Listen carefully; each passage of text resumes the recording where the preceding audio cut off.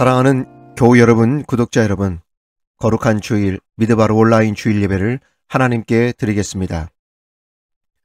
우리가 너희의 승리로 말미암아 개가를 부르며 우리 하나님의 이름으로 우리의 깃발을 세우리니 여호와께서 네 모든 기도를 이루어 주시기를 원하노라.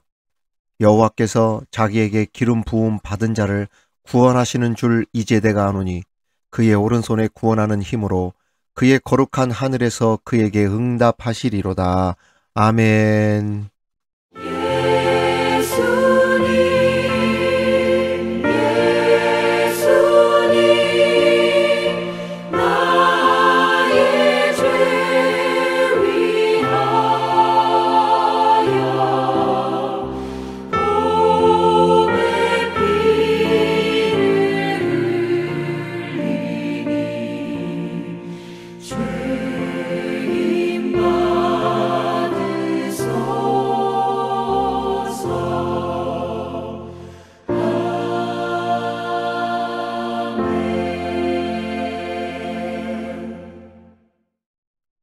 우리에게 승리가 되시는 하나님, 거룩한 주일 우리에게 베푸신 승리의 함성에 감사하며 이 시간 하나님 앞에 예배를 드립니다.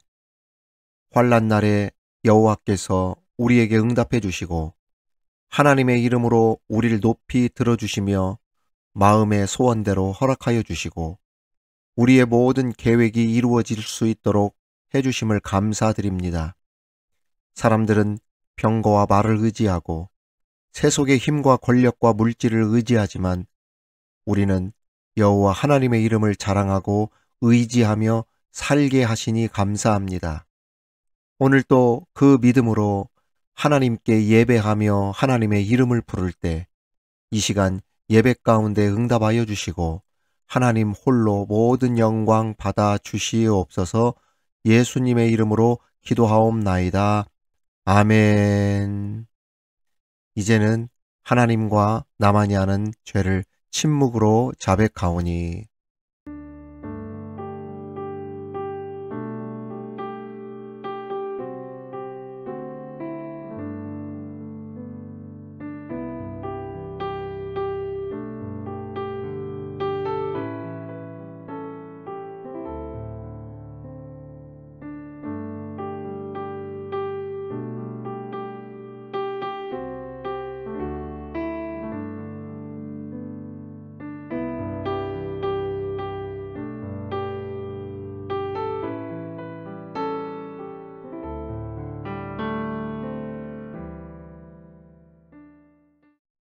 여호와께서 말씀하시되 보라, 우리가 서로 변론하자.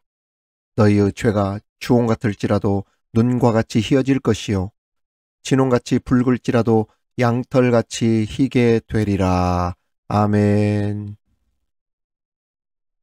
나는 전능하신 아버지 하나님 천지의 창조주를 믿습니다. 나는 그의 유일하신 아들 우리 주 예수 그리스도를 믿습니다.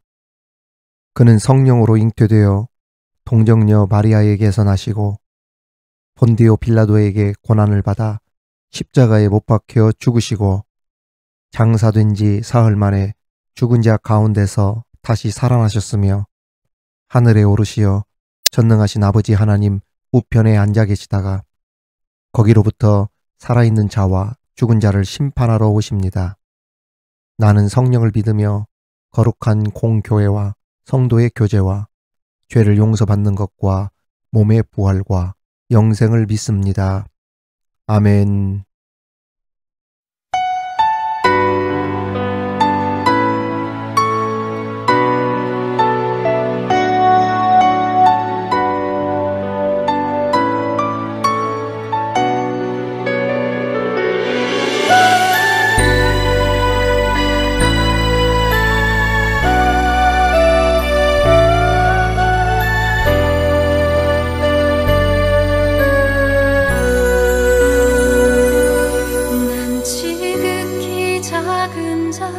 죄인 중에 괴수 무익한 날 부르셔서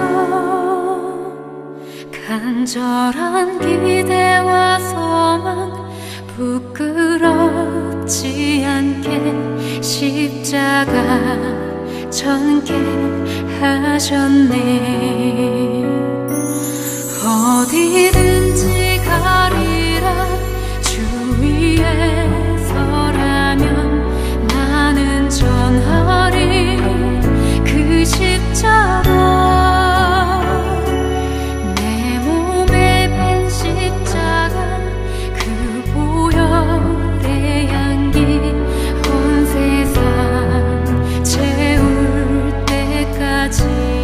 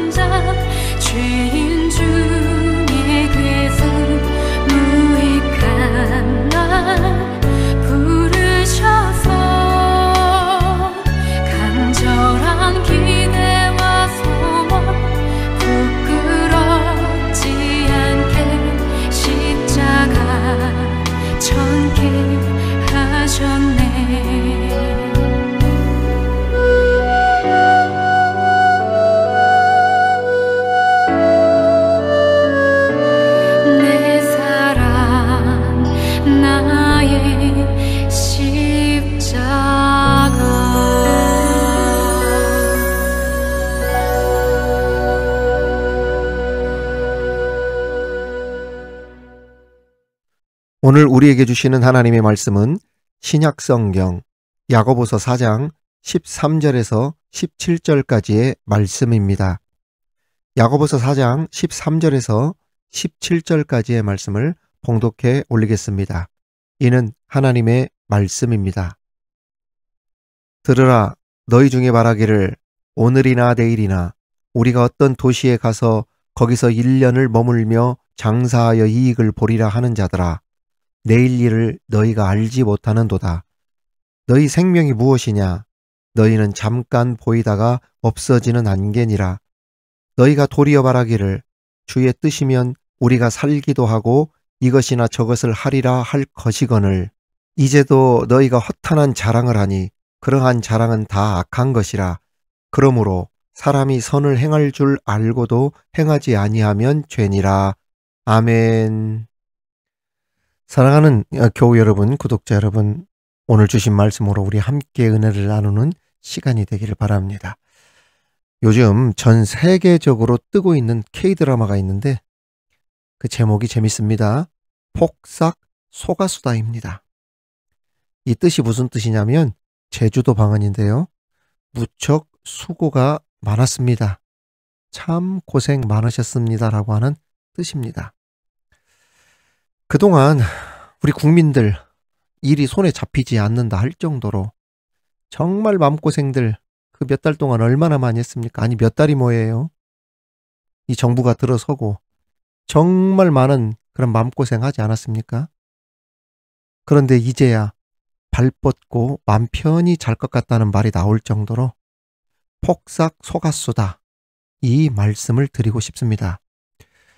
제가 사실 탄핵에 대해 정말 할 말이 많은데 저도 밤늦게까지 집사람과 같이 일을 하면서 이 사람 저 사람 거의 매일 만나지 않습니까? 정말 다양한 많은 사람들을 만납니다. 어제는 60 전후 아저씨를 만났는데 차에 타자마자 보니까 손에다가 핸드폰을 들고 유튜브 방송을 보고 있더라고요. 딱 보니까 극우 유튜버 채널이었어요. 그러면서 하는 말이 오늘 술 한잔 오랜만에 걸쳤다고 하더라고요. 제가 물었죠. 오늘 사람들이 오랜만에 활기를 띠고 그러던데 선생님 오늘 어땠습니까? 그랬더니 아이 다들 좋다고들 술 마시는데 나는 그렇게 단 술이 오늘은 굉장히 씁니다. 기분이 안 좋아서 마셨습니다. 하더라고요. 그러니까 열에 열덕 제가 사는 곳은 퍼센테이지가 훨씬 더 높죠. 그런데도 간간히 이런 분들도 한두 분씩은 계시구나. 우리 인생살이라고 하는 것이 다들 좋아서 먹고 마시는 게 아니라 세상살이가 쓰고 아프고 고달파서 어쩔 수 없이 눈물을 흘리면서 먹고 마시는 사람들도 있구나 싶어서 참 할 말이 많지요. 제가 저는 정치나 외교, 사회, 경제, 역사에 대한 어떤 이해도라든지 공부, 자료 이런 면에서 많은 정보들을 가지고 있고 여러분들에게 해드리고 싶은 말씀이 정말 많지만 오늘은 본문 말씀에만 집중하도록 해야겠다 이런 생각이 들었습니다. 아무튼 누가 정치를 해도 세상이 갑자기 막 천지개벽하거나 그러지는 않습니다. 사람이라는 게 거기서 거기 거의 비슷비슷하지 않습니까? 그럼에도 워낙 못하는 사람, 말아먹은 사람이 있으면 우리가 그런 말 하잖아요. 어느 누가 나와도 그 사람보다는 그래도 잘하겠지 라고 하는 최소한의 기대감이라도 있으니까 다음에 누가 될지는 대충들 짐작하고 계실지는 모르겠지만 이제 내일의 희망을 가지고 우리 모두 다 힘차게 일어설 수 있기를 바랍니다. 힘든 시간 그래도 잘 버티고 여기까지 기도하면서 지나올 수 있도록 하나님께서 우리와 함께 해주셨는데 앞으로도 우리나라가 잘 될 줄 믿습니다. 오늘 우리가 묵상하며 나눌 말씀의 주제를 한마디로 말하면 tomorrow, 내일입니다. 좀 더 구체적으로 말씀을 드리면 내일의 계획을 위한 우리들의 자세 내지 준비에 대한 말씀입니다. 오늘 말씀은 4장 13절 이렇게 시작하고 있습니다. 들으라. 너희 중에 말하기를 오늘이나 내일이나 우리가 어떤 도시에 가서 거기서 1년을 머물며 장사하여 이익을 보리라 하는 자들아 이렇게 시작하고 있죠. 도시라는 말이 나오고 장사한다는 말, 이익이라는 말들이 나옵니다. 경제적인 용어들이 나오고 있죠. 야고보가 이 편지를 쓰던 당시에는 이미 유대인들이 지중해를 통해 비즈니스 마인드, 사업가적 개척 정신을 품고 전 세계를 향해 나아가고 있을 때입니다. 당시 유럽과 북아프리카는 왕성한 교역과 상업의 발달로 인해 항구 도시는 물론 내륙의 특산물 등 교역이 활발하게 이루어지면서 도시들로 농촌에서 사람들이 몰려 나왔고 도시들은 하루가 멀다 하고 따라서 발달하기 시작했습니다. 우리나라 70년, 80년대 초에 이런 현상이 있었죠. 도시 이주 이농 현상이라는 사회적 용어가 있지 않았습니까? 바로 그겁니다. 얼마 전 글을 보니까 유대인들의 특유의 사업가적 자질, 특히 유대인들은 득과 실에 대한 계산이 빠르고 여타 민족들보다 협상의 탁월성을 가지고 있다. 그런 글이 있더라고요. 실제로 세계적으로 유명한 창업가나 어떠한 과학자, 예술, 금융인 중에 보면 유대인들의 영향력이라고 하는 것은 우리가 상상한 그 이상인 것을 볼 수 있습니다. 대표적인 몇 사람만 살펴봐도 그래요. 빌 게이츠, 세계 1, 2위 가부라고 하지 않습니까? 유대인입니다. 아인슈타인, 유대인이에요. 유명한 영화감독 스티븐 스필버그, 그 다음에 마이클 블룸버그. 얼마나 블룸버그 유명합니까? 신문, 방송, 인터넷, 세계에서 가장 많은 미디어 기업을 소유하고 있는 별명이 미디어의 황제 아닙니까? 이 블룸버그가 주식 투자 혁명을 몰고 온 사람이에요. 유대인입니다. 그 다음 아주 유명한 사람 여러분들도 다 알 거예요. 워렌 버핏. 별명이 뭡니까? 투자의 규제. 세계 갑부 3위에 올라 있는 사람이에요. 앨런 그런스펀. 금리 정책 가지고 세계 경제의 흐름을 쥐락펴락하는 미국 역사상 가장 강력한 중앙은행장. 앨런 그런스펀도 유대인입니다. 그 다음 페이스북 CEO 마크 저커버그, 유대인이에요. 유대인들은 특유의 사업가적 자질을 가지고 있고 탁월한 협상 능력을 가지고 있는 사람들이라는 이야기죠. 아무튼 당시 야고보 시대의 유럽과 지중해 연안 도시들과 세계는 이런 장사나 사업 수완이 뛰어났던 유대인들의 진출을 환영하는 도시들이 큰 부담 없이 초창기에 유대인들이 자신들의 도시 발전에 큰 활력을 불어넣어 주었으면 좋겠다는 분위기가 팽배했었습니다. 소위 말하면 우리 도시로 와서 투자 좀 해달라. 우리 도시를 발전시켜 해달라. 그러한 사람들이 바로 이 유대인이었던 것입니다. 이런 배경에서 야고보는 새로운 도시에 진출하여 비즈니스를 계획하는 한 사람의 1년 계획을 우리들에게 조명해 주면서 내일에 대한 계획을 세울 때 지혜롭게 세워야 되지 허무하게 그렇게 세우는 계획이 되어서는 안 된다 강조하고 있는 것이죠. 그렇다면 오늘 본문을 통해 우리의 의미 있는 내일에 대한 계획을 어떻게 세워야 할 것인가?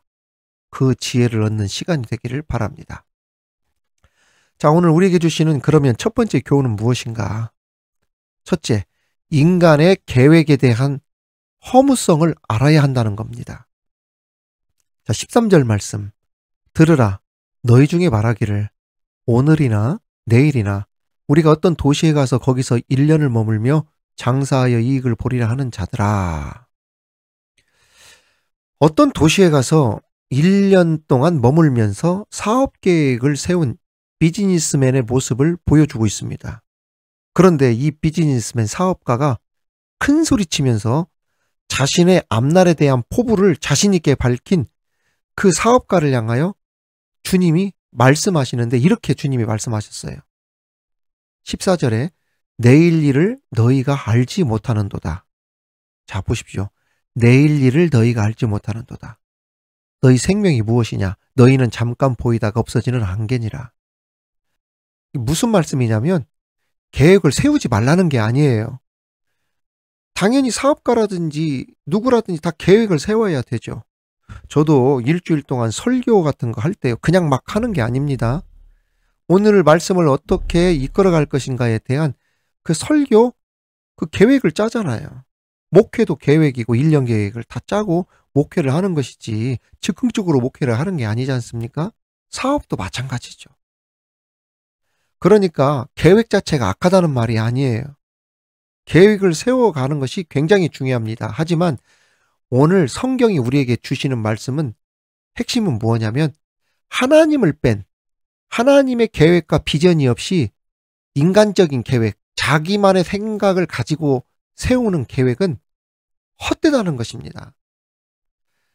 이와 비슷한 말씀을 이미 예수님께서 어리석은 부자의 비유를 통해 말씀하셨었죠.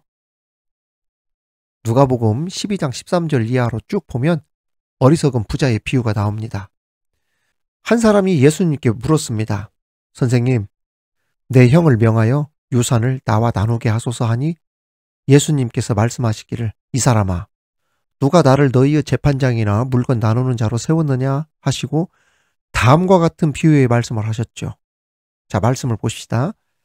또 비유로 그들에게 말하여 이르시되 한 부자가 그 밭에 소출이 풍성함에 심중에 생각하여 이르되 내가 곡식 쌓아 둘 곳이 없으니 어찌할까 하고 또 이르되 내가 이렇게 하리라 내 곡간을 헐고 더 크게 짓고 내 모든 곡식과 물건을 거기 쌓아 두리라 또 내가 내 영혼에게 이르되 영혼아 여러 해 쓸 물건을 많이 쌓아 두었으니 평안히 쉬고 먹고 마시고 즐거워하자 하리라 하되 하나님은 이르시되 어리석은 자여 오늘 밤에 네 영혼을 도로 찾으리니 그러면 네 준비한 것이 누구의 것이 되겠느냐 하셨으니 자기를 위하여 재물을 쌓아두고 하나님께 대하여 부요하지 못한 자가 이와 같으니라. 그렇습니다. 농사를 짓는 부자가 가을 추수기에 풍성한 소출을 거두고 흐뭇한 표정으로 바라보고 있습니다. 그리고는 스스로에게 이렇게 말합니다. 내 영혼아 여러 해 쓸 물건을 많이 쌓아 두었으니 이제 평안히 쉬고 먹고 마시고 즐거운 일만 남았겠구나. 우리 그렇게 지내자. 이렇게 미래의 계획을 세웠는데 하나님은 그 부자에게 어리석은 자여 오늘 밤에 네 영혼을 도로 찾을 것인데 그러면 지금까지 쌓아둔 모든 것이 누구의 것이 되겠느냐? 다시 말해 네가 세운 계획들이 앞으로 네가 세운 대로 그대로 진행된다고 어떻게 장담할 수 있느냐? 이렇게 말씀하신 것입니다. 그렇습니다. 사람 일이라는 건 모르거든요. 장담할 수가 없는 거예요. 영국 일간지 더 선에 소개된 이야기입니다. 한 14, 15년 전 일인데요. 한 청년이 영국시 로또 복권에 당첨이 됩니다. 110만 파운드, 우리 돈으로 약 한화 20억 원. 그러니까 15년 전 일이니까 그때 당시로 환산해 보면 이 천문학적인 액수죠. 이 청년은 평소 윌킨 스토어라고 하는 가게에서 시간당 우리나라 돈으로 11,500원 받으면서 평범하고 성실하게 일하던 그냥 청년이었어요. 그런 그가 20억 원의 복권에 당첨이 된 것입니다. 이날을 잊지 않기 위해 어깨에다가 문신까지 새겼어요. 2010년 8월 7일이라고 하는 날짜 그리고 복권 번호를 좌측 어깨에 문신으로 새겨 넣은 것입니다. 그리고 계획을 세웁니다. 이 돈으로 무엇을 할까? 먼저 어머니 집을 사드려야겠다. 다음에 자기 집 사고 자동차 산 다음에 실컷 파티를 하고 놀 만큼 논 다음에 대학에 들어가서 공부를 열심히 해야겠다. 야심찬 계획을 세우게 됩니다. 처음에는 그가 계획한 대로 착착 진행이 되었습니다. 어머니 집도 사고 자신의 집도 사서 전셋집에서 새 집으로 이사를 가고 자동차를 산 다음에 친구들을 초청해서 매일 밤 늦게까지 파티를 하게 되었는데 여기서부터 모든 일이 꼬이기 시작한 거예요. 매일 밤 파티가 양에 차지 않은 겁니다. 광란의 파티가 되기 시작하고 알코올에 취하고 매일 문란한 밤이 이어지면서 17세 미만의 미성년을 대상으로 변태 성욕자가 되어서 욕심을 채우다 경찰에 체포되면서 그의 인생이 완전히 정반대의 패망의 길로 가버리고 만 것입니다. 더 놀라운 것은 이 일이 불과 1년도 채 되지 않은 상황에서 벌어진 일들이라는 것이죠. 말 그대로 하루아침에 모든 것이 순식간에 무너져 버린 것입니다.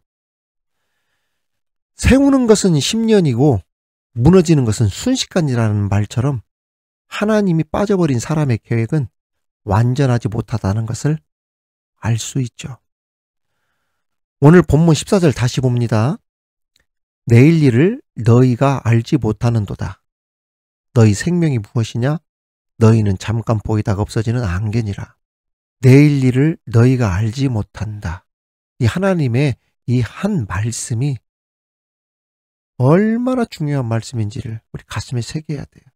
내일 일을 너희가 알지 못한다. 그렇다면 우리가 계획을 잘 세워야 되지 않겠어요? 어떻게 계획을 세워야 되나? 질문을 던지지 않을 수 없습니다. 그래서 두 번째 우리에게 주시는 교훈은 내가 아닌 주님의 뜻을 따라 계획을 해야 된다는 것입니다. 오늘 15절 말씀 보면 너희가 도리어 말하기를 주의 뜻이면 우리가 살기도 하고 이것이나 저것을 하리라 할 것이거늘 이라고 했어요. 하나님의 뜻에 맞으면 우리가 계획을 할 것이다. 즉 모든 계획이 다 허무하고 가치 없는 것이 아니라 하나님의 뜻에 맞으면 얼마든지 인생을 하나님의 뜻에 따라 계획할 수 있다는 말이죠. 하나님 안에서 인생을 계획하고 하나님 안에서 비전을 품고 꿈을 가지고 사는 것, 이것은 매우 의미 있고 가치가 있다는 말입니다. 그렇습니다. 하나님을 떠난 인간의 계획은 허탄한 자랑에서 그치고 결국 무의미한 결과를 가져오기 때문에 무엇이 없는 계획은 하지 말아라. 하나님이 빠진 계획, 하나님이 없는 계획은 절대로 하지 말라는 거예요. 우리가 잘 아는 이야기, 나폴레옹 이야기 있습니다. 내 사전엔 불가능이 없다. 어떻게 나온 이야기인지 잘 모르시는 분들이 계시는데 나폴레옹이 러시아 침공 계획을 가지고 그 말을 그 측근들, 군신들에게 말했을 때 가장 가까운 측근의 군신이 나폴레옹 황제를 말리면서 황제시여, 여기까지만으로도 족하지 않습니까? 이만하면 족합니다. 전 유럽을 다 쓸다시피 했는데 아무리 사람이 계획을 한다 해도 하나님의 허락이 없으면 불가능한 일이 있는 건 아니겠습니까? 여기까지만 합시다. 러시아 들어가면 안 됩니다. 그랬더니 그때 나폴레옹이 남긴 유명한 말, 내 사전엔 불가능이 없다. 계획도 내가 세우고 성취도 내가 한다. 이 말을 남긴 겁니다. 결국 주변에 만류를 뿌리치고 자기 계획대로 밀고 나갔고 그 일을 빌미로 나폴레옹은 몰락의 길을 걷고 결국 세인트 헬레나 고독한 섬에 갇히고 나중에서야 인간의 한계와 나약함을 비로소 늦게 깨달았다고 하는 그 유명한 실화가 있지 않습니까? 그런데 여러분, 오늘 본문을 잘 보십시오. 하나님 없이 계획을 세우려던 사업가가 뭐라고 말하고 있냐면 주의 뜻이라면 이라고 말하고 있습니다. 이게 무슨 말이냐면 이성적으로는 계획을 세울 때 하나님의 뜻을 가지고 계획을 세워야 된다는 것을 알고 있었다는 이야기입니다. 그런데 하나님의 뜻을 가지고 계획을 세워야 된다는 것을 알면서도 실제 세상에 나가서 살면은 현실이라는 핑계로 그렇게 살지 않았다는 것이에요. 이러한 것을 가리켜서 뭐라고 이야기를 하냐면 실천적 무신론자라고 이야기합니다. 이 실천적 무신론자가 이게 무슨 뜻이냐면 그리스도를 주인으로 고백하면서도 실제적인 삶 속에서는 그 고백과 기도대로 살지 않는 사람을 가리킵니다. 그러니까 말씀을 듣고 아멘 하면서도 에이, 세상에 나가봐요. 그렇게 사는 사람이 있나요? 성경이 그렇게 말씀하셨지만 현실과 이론은 다릅니다. 이론과 실제는 다릅니다. 이러한 기독교인을 가리켜서 실천적 무신론자라고 하는 겁니다. 즉 믿는다고 입으로는 고백하나 실상을 들여다보면 하나님이 없는 무신론자, 즉 하나님을 믿지 않는 자라는 것이죠. 이것이 실천적 무신론자입니다. 이와 비슷한 심리적인 용어가 있는데요. 인지부조화입니다. 머릿속으로는 안다고, 맞다고, 그 사람 틀렸다고 그렇게 말은 하는데 실제로는 정반대의 모습을 보이는 것을 말하죠. 예를 들어서 이것이 그들이 말하는 정의입니까? 이것이 그들이 말하는 공정한 사회입니까? 그것이 상식입니까? 이렇게 이야기를 하면 안다고, 그 사람 잘못하고 있는 거 안다고, 그 사람 나쁘다고, 나도 답답하다고, 나도 멍청하다고 생각한다고 이렇게 말을 하는데 그 사람에 대해서 비판을 하거나 그러면 좌파라고 빨갱이라고 기분 나쁘다는 겁니다. 왜? 내가 지지하고 찍은 사람이니까 욕하지 말라는 거예요. 자기 욕하는 것 같고 자기를 바보, 멍청이라고 하는 것 같다는 거예요. 이걸 가리켜 심리적인 용어로 인지부조화라고 하는 거예요. 틀린 걸 알면서도 실제로는 그렇게 행동을 하지 않는 것이죠. 머리로는 나쁜지 알면서도 실제로는 그렇게 살지 않는 것. 이것이 바로 인지부조화인데, 신앙적으로는 이러한 사람을 가리켜 실천적 무신론자라고 하는 것입니다. 그렇습니다. 가정에 대한 걱정과 염려나 자녀에 대한 진료를 결정하면서 하나님의 뜻을 묻지 않는 거예요. 하나님보다 앞으로 돈과 출세에 대한 현실적인 문제가 기도보다 먼저 떠오르는 사람. 이사하면서 직장, 일터, 자녀들의 학군 다 고려하면서도 하나님의 뜻을 묻는 기도. 이것은 뒷전이고 모두 실천적 무신론자라는 말이에요. 이 참 무서운 말입니다. 오늘날 이런 실천적 무신론자가 은근히 많습니다. 기도했으면 그대로 된 줄 믿고 행하는 것이 그리스도인 아닙니까? 그리고 말씀을 들었다면 그렇게 살아야 하는 것 아닙니까? 사랑하는 교우 여러분, 어떤 계획을 세우고 계십니까? 어떤 내일을 꿈꾸고 계십니까? 만일 꿈을 꾸고 있다면 그 비전과 꿈 속에 하나님이 원하신다면, 주님께서 허락하신다고 한다면이라고 하는 주의 뜻과 주님의 인도하심을 구하면서 살아가는 진실된 그러한 믿음의 신앙인들이 다 되시기를 주님의 이름으로 축원합니다. 마지막 세 번째 우리에게 주시는 교훈은, 모든 계획은 선한 실천을 전제로 세워져야 한다는 것입니다. 17절 보십시오. 그러므로 사람이 선을 행할 줄 알고도 행하지 아니하면 죄니라. 선을 행할 줄 알고도 그랬는데, 여기서 선은 앞절과 연관이 있는 선이지요. 선은 바로 주의 뜻이라면이라고 했던 것처럼 하나님의 뜻, 하나님의 말씀을 의미합니다. 그렇습니다. 내일을 위한 계획을 세울 때에는 이 계획이 하나님이 기뻐하시는 일인가? 하나님께서 영광을 받으실 일인가? 내가 이 일을 함으로 내 이웃들에게 선한 유익을 끼치는 일인가? 이것을 물어보면서 계획을 세워야 된다는 이야기입니다.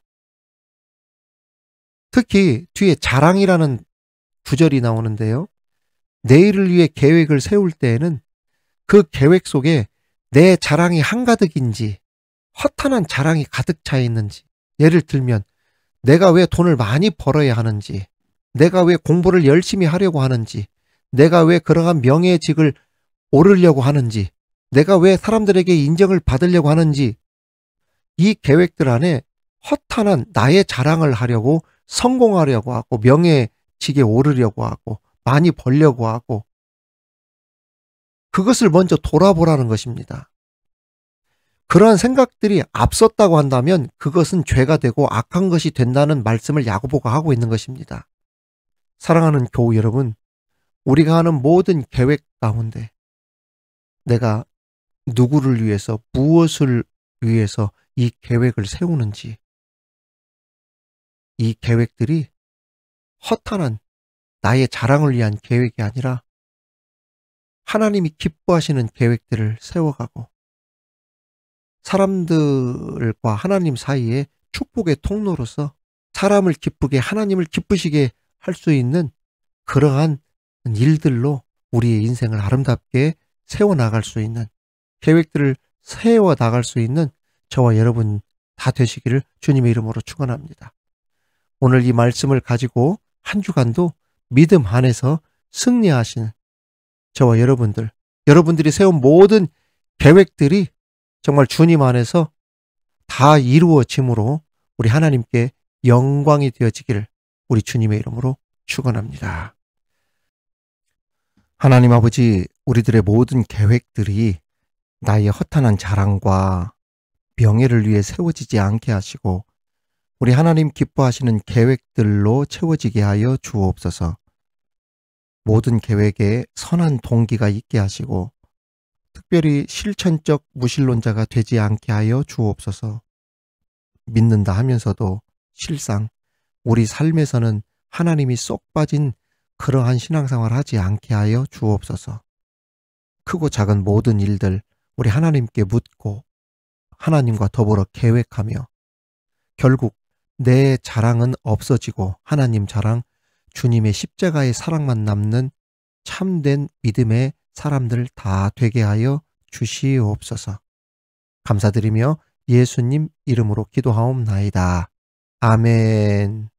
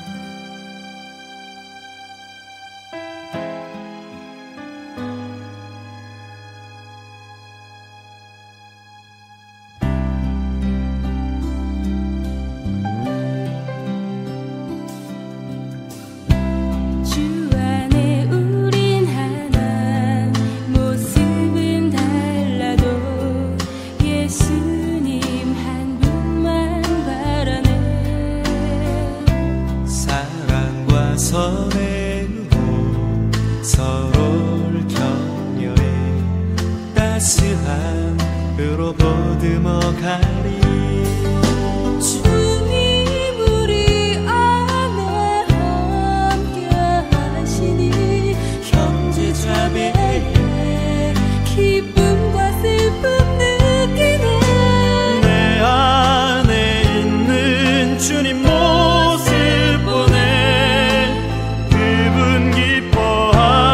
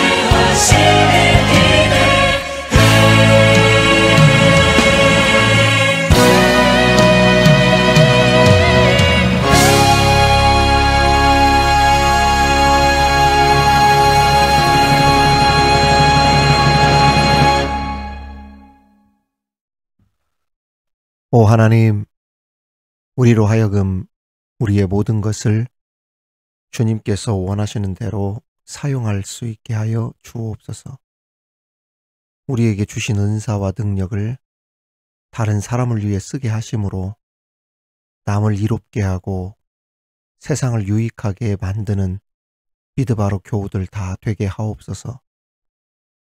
내가 가진 물질로 자신을 위한 이기적인 목적이 아니라 남을 돕는 일에 후히 쓸 수 있는 넓은 아량과 마음과 배려와 결단을 주옵소서.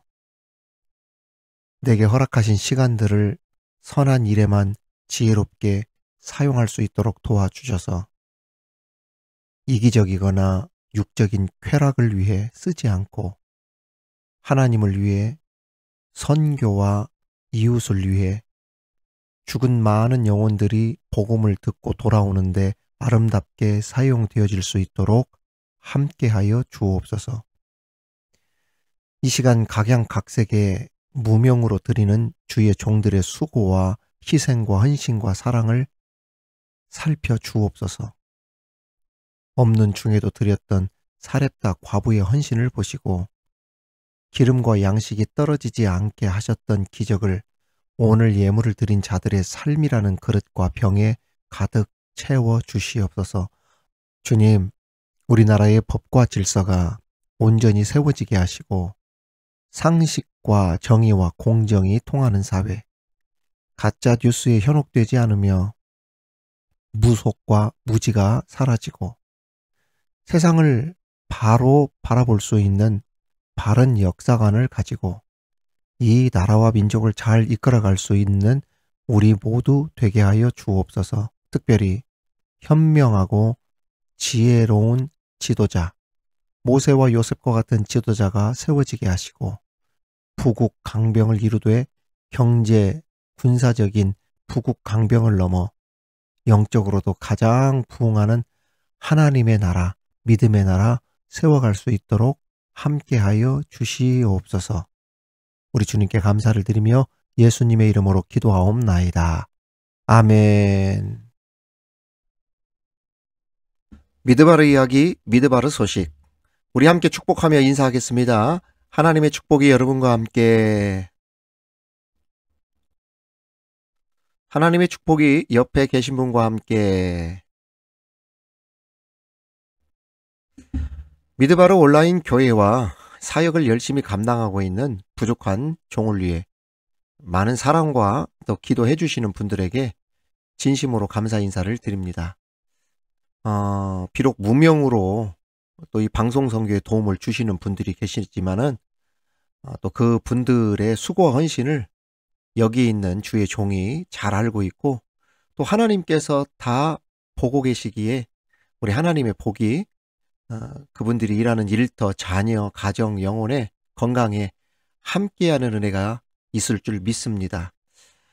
저는 그 귀한 기도와 사랑에 힘입어 말씀과 기도를 더 열심히 준비하면서 많은 사람들을 주님을 알고 만나게 하고 구원을 받게 하는데 귀히 쓰임 받을 수 있는 채널이 될 수 있도록, 교회가 될 수 있도록 열심히 사역을 감당하도록 하겠습니다. 계속해서 많은 관심 가져주시고 많이 사랑해 주시면 정말 감사하겠습니다. 태국 람빵에서 선교사로 사역하고 있는 오무일 목사님을 위해 기도 부탁을 드립니다. 미얀마 진앙지로부터 태국 방콕이 1000km나 떨어져 있었는데도 빌딩이 무너지는 등 큰 피해를 입었는데 람빵 치앙마이는 그 절반인 500km밖에 떨어지지 않아서 많은 피해를 입었다고 합니다. 학교가 휴교되고 태권도장이 폐쇄될 정도로 건물에 금이 가고 무너지고 그랬다고 하니까 우리 한국교회에 많은 기도와 지원들이 있었으면 정말 좋겠습니다. 그러한 일들이 적극적이고 활발하게 이어질 수 있도록 많은 기도 부탁을 드립니다. 그리고 축하할 소식인데요. 홍말레 권사님이 장흥으로 이사를 가셨다 합니다. 축복 많이 해주시고 응원 많이 해주셨으면 좋겠습니다. 노현옥 권사님, 아드님 김호중 선생님이 호호 재활병원을 광주에 개원하셨습니다. 정말 축하합니다. 우리 서로 축하 인사 댓글들 많이 남겨주셨으면 좋겠습니다. 여러분 한 주간도 승리하시고 기쁨이 넘치는 그런 한 주간이 되기를 주님의 이름으로 축복합니다. 지금은 우리 주 예수 그리스도의 은혜와 우리 하나님의 크신 사랑과 성령님의 감화, 감동, 교통, 위로하심이 내일의 소망을 가지고 하나님과 더불어 승리의 삶, 활기차고 담대한 삶을 살아가길 바라며 나가는 믿음바른 모든 교우들과 구독자들과 자녀들과 그들이 일하는 일터 위에 직장 위에 특별히 새로운 나라가 되길 소망하며 나가는 우리 모든 국민들 사랑하는 조국 대한민국과 열방의 모든 선교지 위에 지금으로부터 영원토록 함께 하시기를 간절히 축원하옵나이다. 아멘.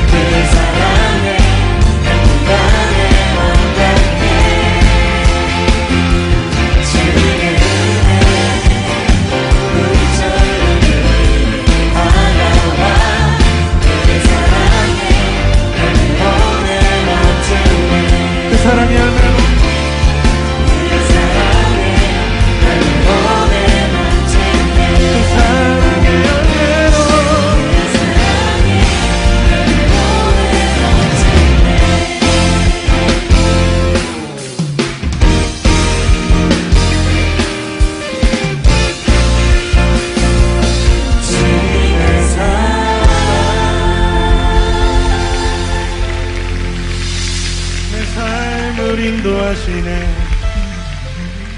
내 삶의 굽이쳐 흘러 주의 향기 내 삶 가득해.